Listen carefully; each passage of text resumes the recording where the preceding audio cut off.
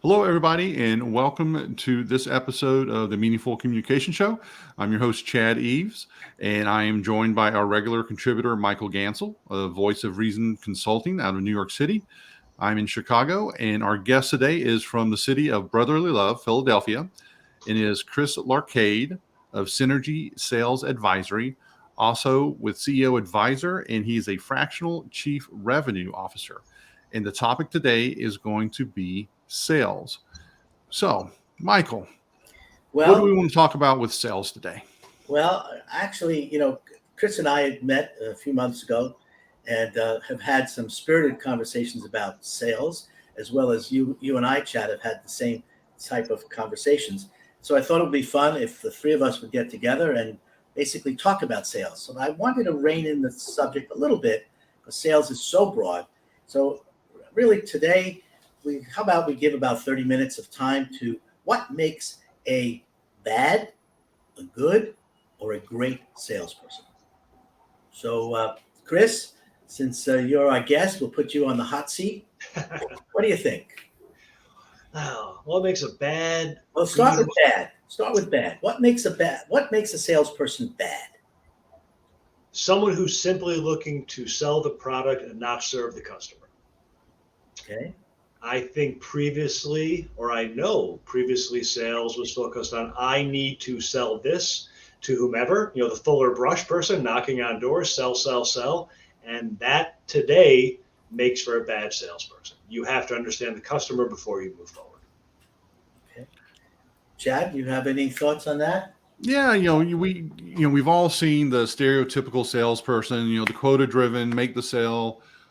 When do you think that transition happened, Chris, where it went more from just focusing on that number, focusing on capturing that sale, to being more the servant, the service, the customer service, and maybe focusing more on a longer term relationship than just that one hit and run? I'm not sure it has really changed overall holistically in the environment. I still think 80% of the people are doing it just sell, sell, sell, where the other 20%, that's where I really look to focus is with that 20% who realize that sales is not just marketing, sales, and customer service or customer experience. It's really about holistically the entire journey.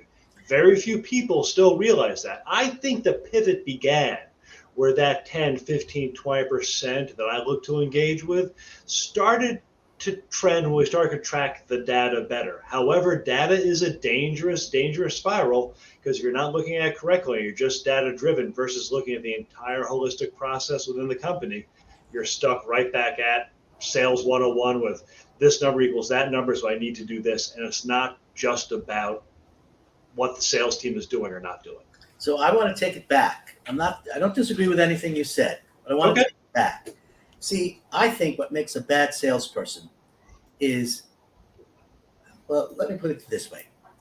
I would think that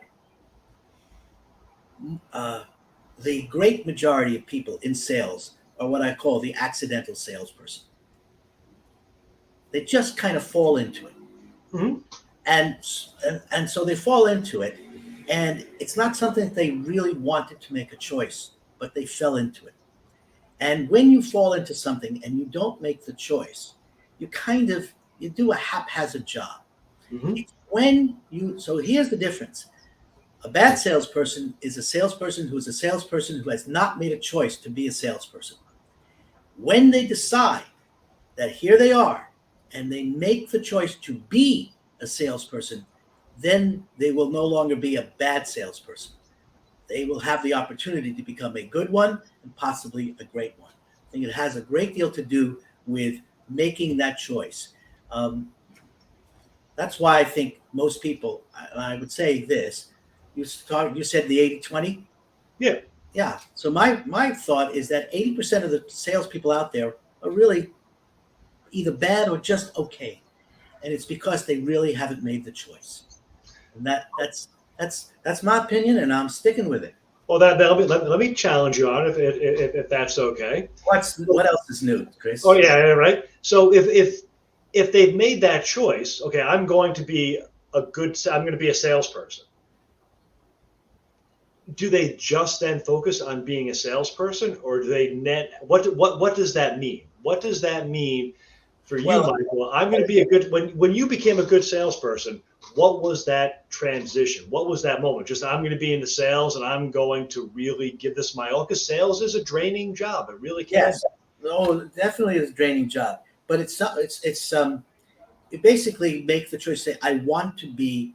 I recognize that I'm in sales and I want to be good at it. How do I become good at it? Some of the things you said previously. You become good at it by deciding that it's a long game. Mm-hmm. And if it's a long game, then you have to basically come to grips with the transactional side of sales, because sales is transactional. There's no getting away from it, but it can also be the long game. The long game is a question of how can I satisfy the needs of my client? How can I help them solve their problem? How can I basically be, in essence, an advisor, a consultant, in addition to whatever they are doing, so I can help them grow their business? That's a journey. That's the journey of sales enablement. That's where the salesperson has the opportunity to move along and move from being just an okay kind of salesperson to a better one, even good, and then possibly even great. So that's really what I would say. You have to make the choice. And so many people, look, we make choices. Like, you went to college, you said, I want to be this. I'd ask you, Chris, quite frankly, did you go to college to become a sales trainer, a sales advisor, a salesperson? I think I was in school. Yes. When I pivoted halfway through, I realized I was going to get into sales, right? And you know my background a little bit. So I did, but I also looked at it at that time to what I was saying. I was, as you know, I was in media sales. And it was, I'm going to sell my bag of 30-second spots to this person. And I don't care if they need to buy, if they really should be in the Wild Wild West special. That's what I'm going to sell them. So it was a conscious effort. But I think one thing that's in that process is, once you want, and this is what's changing today, it's not just being about, in my opinion, just being a good salesperson. That's the 80%. It's to get to that 20% who realize that they're a salesperson within an entire holistic environment. Because more often than not, sales, I'm just going to go sales, sales, sales, sales, sales. And really, to get companies moving forward in a modern sales environment, there really needs to be an emphasis within the sales group that they are part of an organization. And I look back at when I was in media. I could sell 1,000 commercials, but if the person switching air made a mistake, it didn't matter what I did. And there is that slight approach and change to business these days, where that the really elite 20% realize that sales is part of the entire process, not just the leading edge of the spear, if you will. Yes, but that, look, I think probably one of the most difficult jobs in the world is being a salesperson. And I'll tell you why. You're always walking a tightrope. On one side are numbers. Mm-hmm. Basically, salespeople are measured by their numbers and not measured by their personality, their good looks, or how friendly they are. Right. Ultimately, they're measured by the numbers. Well, if you're measured by the numbers, there's a tremendous pressure to deliver on the numbers. Mm-hmm. On the other hand, if, as we say, the salesperson who moves along that sales enablement journey basically has to understand the process side, the fact that it's not just a transaction, that it is, goes beyond that, and that you are serving the needs of the client and so on and so forth, who may or may not need your product, your service, the transaction. You're walking that tightrope. And when you walk that tightrope, it's like in life, it's hard to have just a number put on your forehead and said, this is the number, because we're not numbers, but this is how you're measured, by the number. So it's why it's such a tightrope, because it's a very difficult job. And I agree with you, I agree with 100%. But let me ask you this: do you feel that not enough sales is a sales team problem? How would you define that? Not enough sales. We have a good product. the customer understands the product within reason, right? But we're not selling it. We're sitting at number 3, or the client is sitting number 3 or 4 in the process. They keep on doing the same thing, different goals, different strategies, 3-year plan, 7-year strat plan, X, Y, or Z pricing strategies, value pricing. At the end of the day, is not enough sales a sales problem only? In your opinion, Chad or Michael? What It's are a your great temperatures? question, and I'm thinking about it. Chad, what do you think? Well, I think it's a large factor of it. Is it the only factor? I think that would be oversimplifying it, because we're excluding what the market conditions are, what the competition is like, state of the art, and other factors. So, how well does a sales team perform is definitely, important, and it bears on the outcome. Mhm. But I think there's also the context of what is that sales team performing in. They could have the great product, but if it's a generation or 2 generations old, is it still going to compete? And also, I come from a software background. Sure. Before I moved into doing communications professional training. And one of the things I saw repeatedly, especially when I moved into being a consultant, was the disconnect between sales and your line of business teams, your software development teams, and stuff like that. And almost to where there was definitely, there could be definitely rather intense feelings on how they got along. One team, we make it, you sell it. Nobody feels like the other team gets the credit they deserve, or the comp, or whatever else. Mm-hmm. And, those can impact, I think how a sales team does as well. Is, you talk about that being a part of the organization. How well is that organically, achieved, versus they're out there running Lone Ranger, doing their own thing without, support and wanting to belong, to the team. Because I've run across a lot of salespeople, and like they may be products of their environment and in the industry, where they want nothing to do with the rest of the organization. They want to do their thing and not even necessarily be on a team. They just want to be there, make their numbers. And I think part of that's leadership, Mm-hmm. culture, expectations.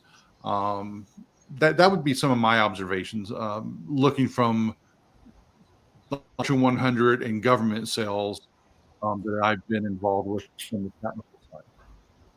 I think I appreciate that. I'd like to touch on maybe just one or two things from my point of view. And Michael, please. The rogue seller, to me, that's a rogue seller who goes out there and just wants to do their thing. I was a rogue seller, hand raised. I was incredibly hard to manage, but I learned over time, going back to that person switching air, that I was part of a team, right? So sometimes those numbers that are put on the forehead are so high because their efficiency in the process. In the fractional CRO role, I look at the sales teams, but I also look holistically at the entire organization. Where are those inefficiencies? Where's that communication? Maybe we need to motivate maybe receivables in a different way, maybe payables in a different way. How do we incentivize those groups to really be part of the organization as a whole? Because if we keep on putting numbers on foreheads and saying you need to be +5, that's the 80%. Right. That's going to result in how we're moving forward. I think it's the more we continue to integrate sales within the organization and work to maximize those efficiencies is how we actually also help to drive revenue. Because there could be low-hanging revenue growth, but by just changing a couple of different processes. When I come in in that fractional CRO role, sometimes it's disruptive.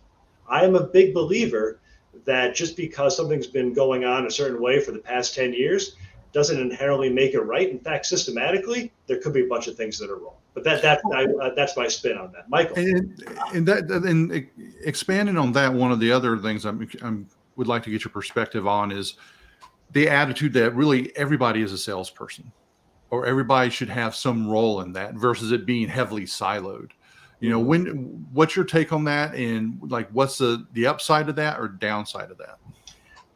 From my point of view, everyone is in sales for the company throughout. What those roles maybe change percentage-wise, I almost look at it as a series of gates and checks, right?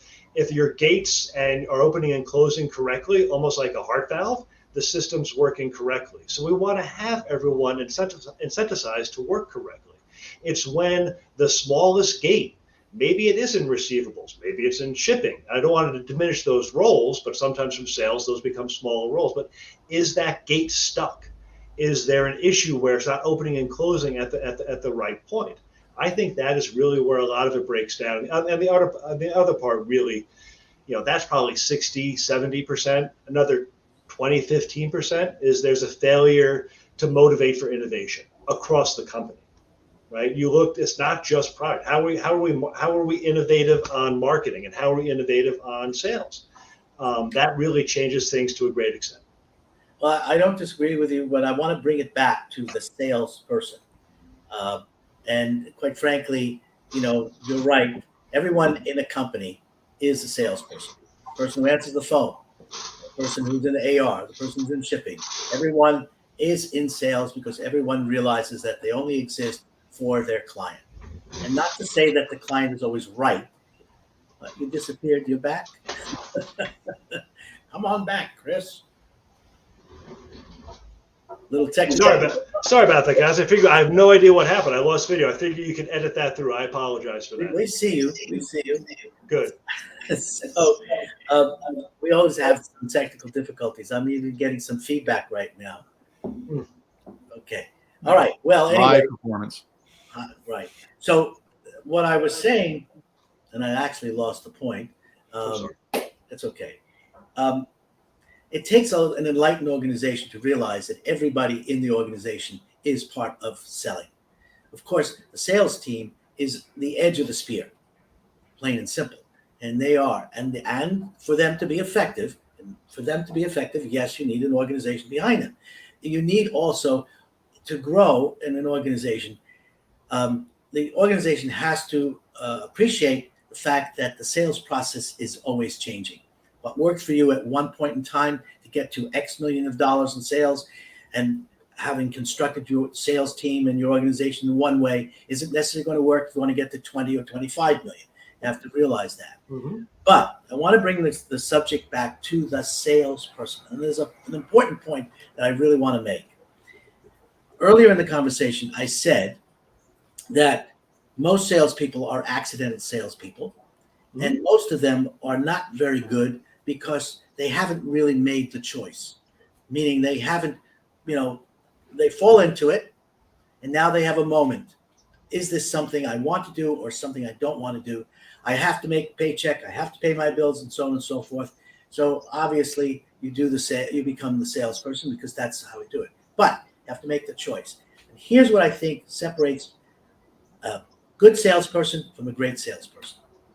It's a recognition that sales is both a science and an art, and it requires a salesperson to educate themselves and not to be dependent on the organization to train them. Of course, the dependence on the organization to train is in the product and the service and so on and so forth, and indeed the sales itself. But I know when I find a great salesperson, it's because they have become a student of the art and the science of selling. I ask them, what have you read? What is your approach? What is your philosophy? What do you think? And if they can't give me those answers, I know they're not great. They're not going to be great.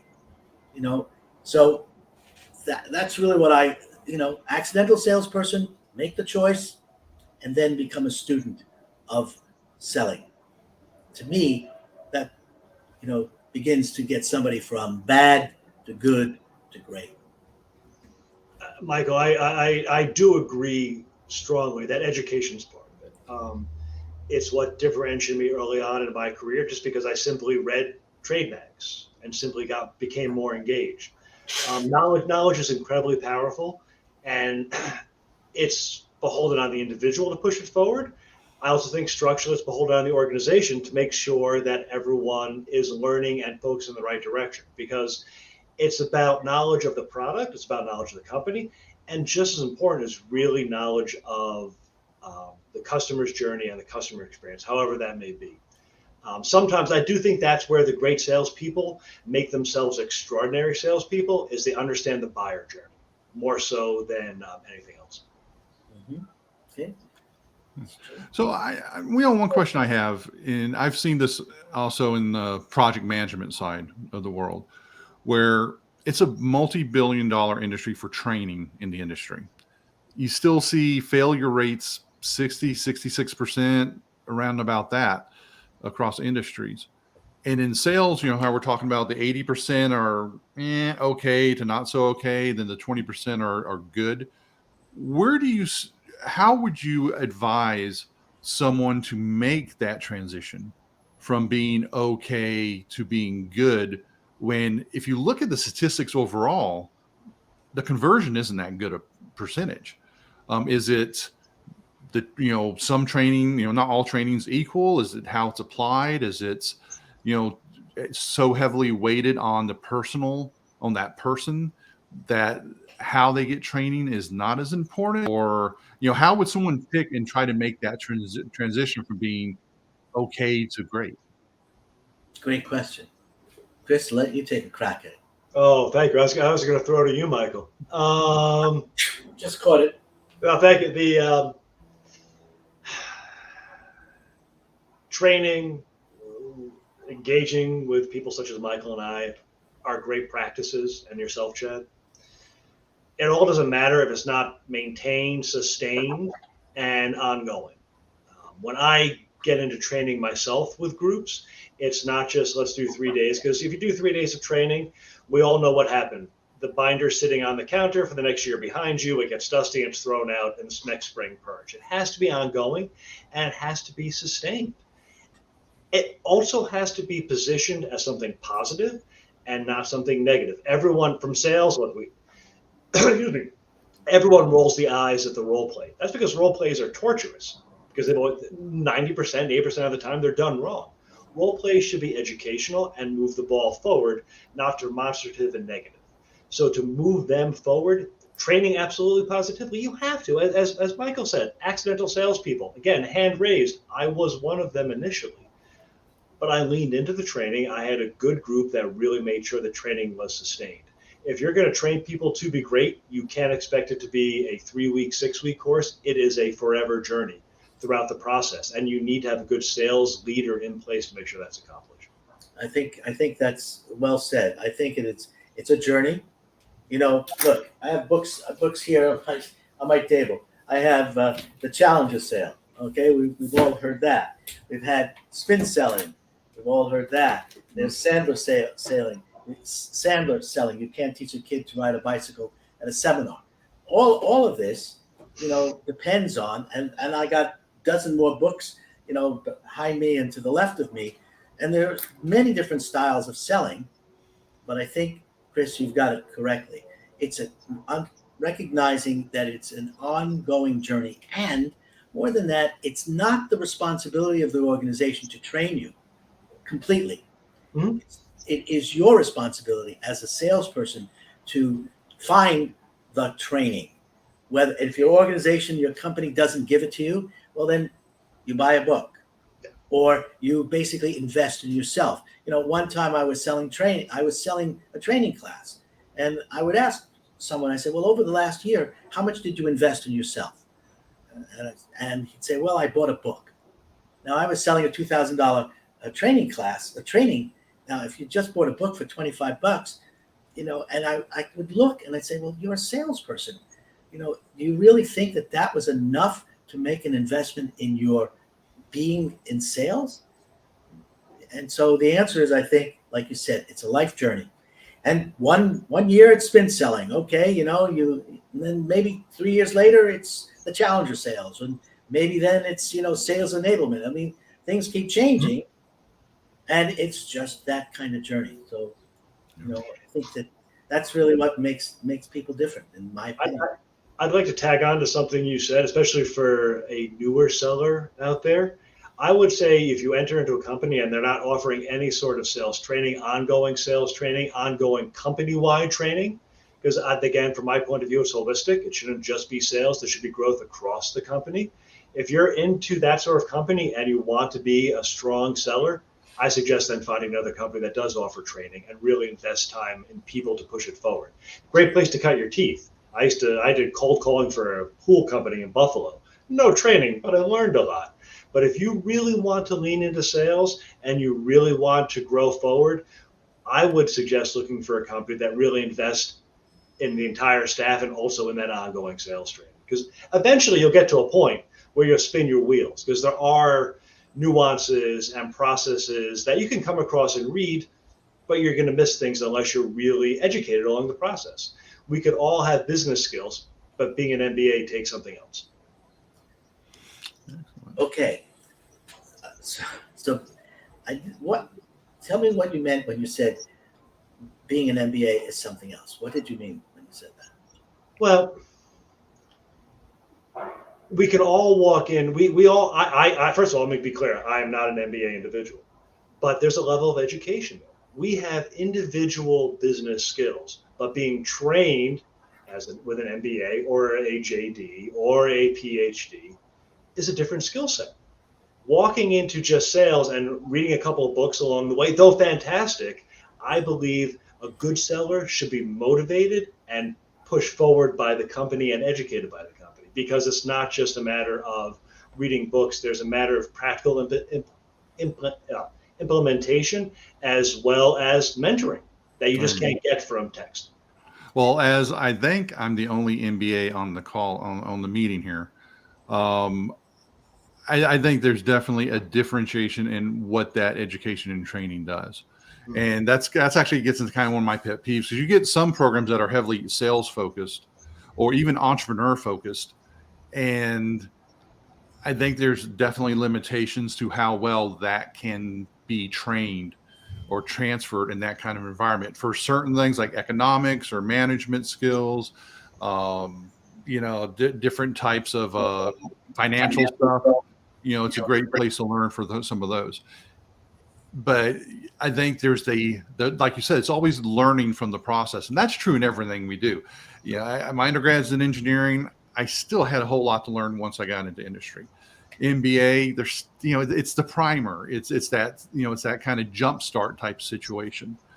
And, for sales, I think that's definitely, the case as well. And, one question I have for you, Chris, is in your role as a CRO or as an advisor, when can businesses be more proactive? Because I know from my perspective, when I coach people in communications, a lot of times, over half the time, I get the call when someone's in trouble. Yeah. They've stepped in it, or, they need some kind of guidance or improvement. Is that a similar type approach for what you do? And if it is, what would you advise leaders of companies to seek out that kind of assistance that you would offer before they find themselves in trouble? It's a great question. Look, as we engage with our clients, clearly there are pain points, right? They are generally at some sort of stumbling or crisis or pain point. For me, I look at it, they typically are sitting 3, 4 in terms of market leadership, however we're going to define that, let's just say market leader, and they can't get to 2 or 1. If you do that a couple of times and you're doing everything the same, well, that there is the example of, if you're doing the same thing expecting a different result, that's the definition of insanity. So if you continue to do the same thing and you're sitting at 3 or 4, don't continue to sit at 2, 3, or 4, because eventually your 2, 3, or 4 is going to become 3, 4, or 6, or 7, 8, or 9, and then it gets worse.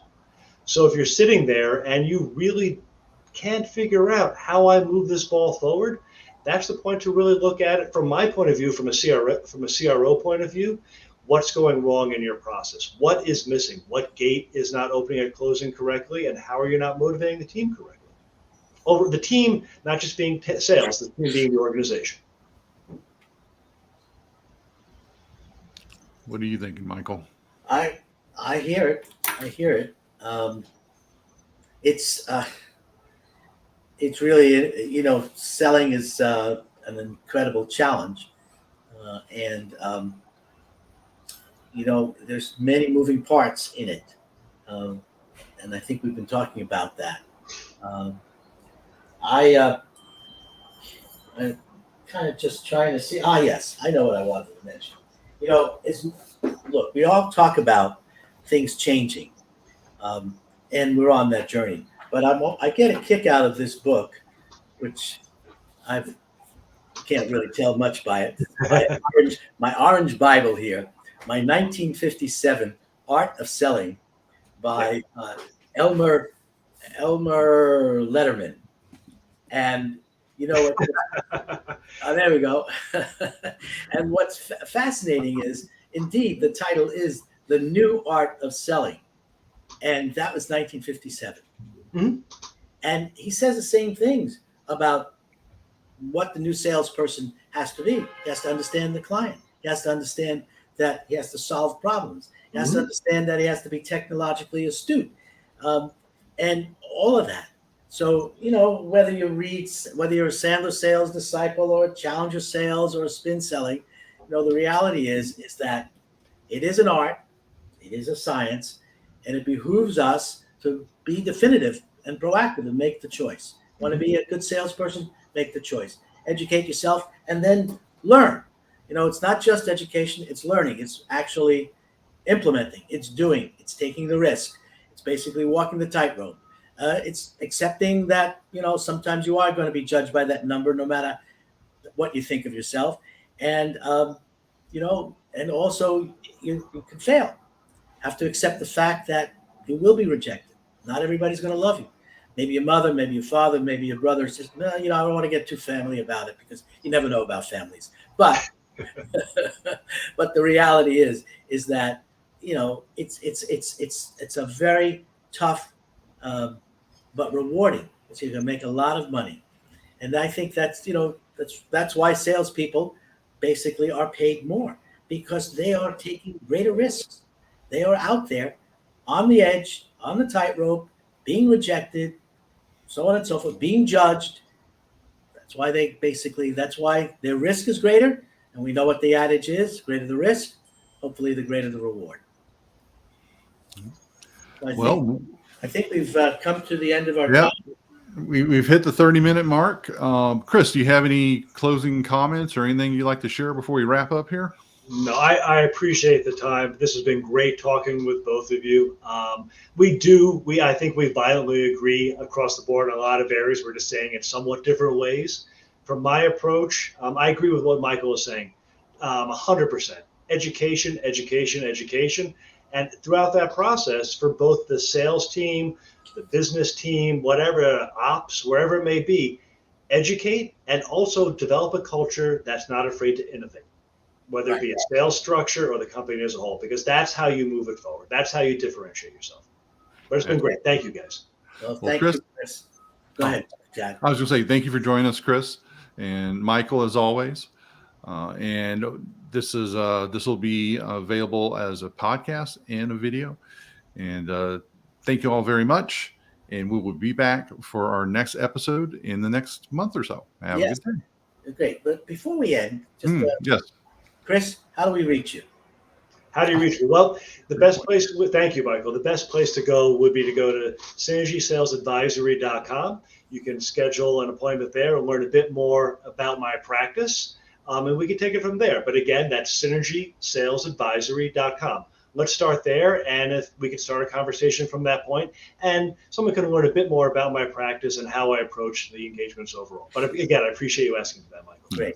And great point, Michael. And that'll also be in the show notes, so you could find that link there as well. Well, I look forward to our one-on-ones, Chris, coming Absolutely. up next month or so. Chad, thank you as always. I hope our audience finds this as stimulating as we have.